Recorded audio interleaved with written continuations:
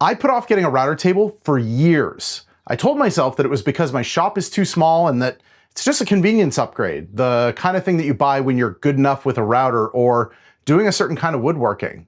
I was dead wrong on both counts. Introducing a router table to my shop really helped level up my woodworking. It took a lot of the cuts that I was doing by hand and made them faster, easier, and far more repeatable.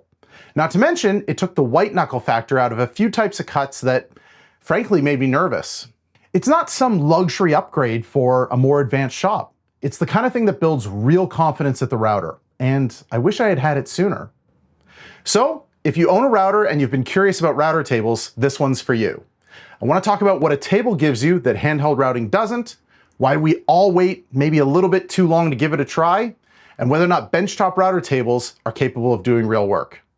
If you spend a lot of time on woodworking YouTube and I say the words router table, you're probably picturing the same thing that I used to. A big floor standing cabinet with a phenolic top, a tall aluminum fence, a fancy lift, and drawers full of exotic bits. And there's a real reason we all imagine that. It's what gets built on YouTube. The router table videos that pull massive numbers are the ultimate router table builds, the ones that always have paid plans at the end. I've watched a bunch of them and they're great, but they set the bar in your head at giant cabinet. Then you look at your own modest shop and count yourself out. Those massive router tables aren't the only option out there. I've had this benchtop router table for more than a year now, mounted to a small mobile cart. When I'm not using it, it sits up against the wall. When I need it, I roll it out and lock the casters. It's a pretty small footprint. But the footprint was never the interesting part. What surprised me was how much of my routing moved over to it once I had the choice. It's really hard to understand how much of what you do freehand is quicker and easier on a table until you get a chance to try it. These days, probably 3/4 of my routing happens right here on this table. And I'm routing far more than I used to because a bunch of cuts that weren't worth the hassle freehand are quick now. That last part is really important. Some of those cuts weren't worth the hassle because they were scary. Running a router freehand can be nerve-wracking, especially if you don't have much experience, and I'd often avoid the ones that made me uneasy rather than push through. A lot of us do that, and a router table takes most of that right out of the equation. I wish I had figured that out years earlier. It all starts with one very important flip. Instead of running the router across the wood freehand, you fix it in place under the table and move the wood across the surface. That can change the quality of your cuts dramatically. Freehand, a good result comes down to your hands, your balance, and how steady you are.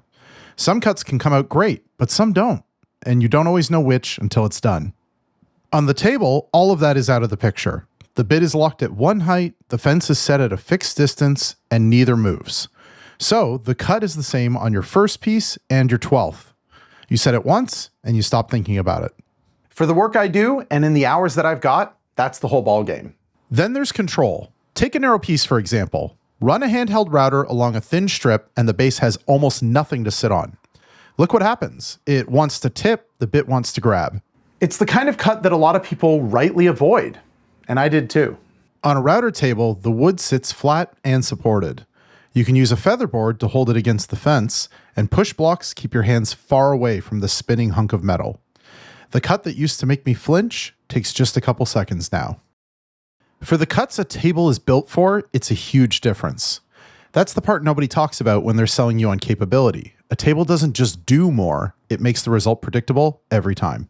That alone sold me, but I don't want to just hype this thing up. So let me give you the honest breakdown. The other things that it does well, and the jobs that it's just not suited for. You stop clamping the workpiece down just to free up your hands. Freehand, you're forever rigging clamps that end up right where the router needs to go. Here, the wood just sits flat and you feed it through, which is a lot easier on a small or awkward piece.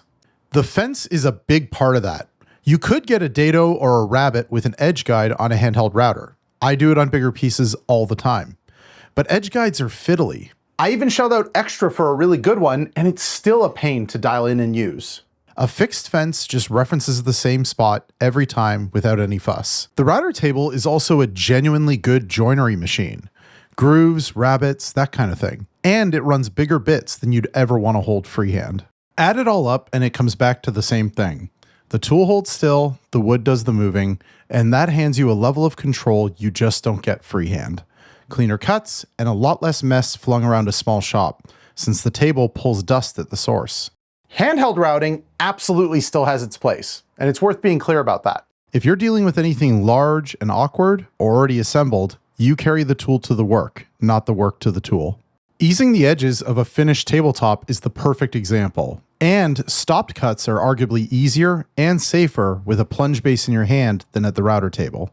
There is one catch if you're doing both. If you've got only one router, pulling the motor out of the table and dropping it into a handheld base every time you switch gets old really fast. A lot of us end up with a cheap second router that just lives in the table, and it's definitely worth it. Once you've got both, they just cover different work. You grab the table for the small repeatable stuff and the handheld for everything else. So, the real question is whether a cheap benchtop router table is enough, or if it's just a toy you'll outgrow in a few months. I had that worry too. But for a weekend and evening hobbyist, a decent benchtop table does nearly everything you'll ever ask of it. The profiles, the joinery, the repeatable cuts, the template work, a compact table can handle all of it. The only thing it really gives up is size, and size was the whole problem I was trying to solve. The most common knock on benchtop router tables is that they move on you during a cut, and they will if you don't secure them. The mistake isn't the table. It's not taking the 30-second step to clamp it or bolt it down. There's a ceiling, of course. A longboard hangs off a compact table with nothing supporting the far end. But you hit that wall less than you'd think. And if a router table's just not a priority for you, that's fine. If your work is mostly big assembled pieces, it isn't the tool for you anyway. This is for the woodworkers doing the small and mid-sized cuts a benchtop table is built for. If you do go looking, the one feature I genuinely hold out for is above table height adjustment. Being able to set the bit height from the top instead of reaching underneath every time. So, after more than a year with one, here's where I've landed. For years, I treated the router table as a convenience upgrade, something that I'd get around to once my skills were good enough. But it turned out to be the thing that would have leveled up my skills sooner.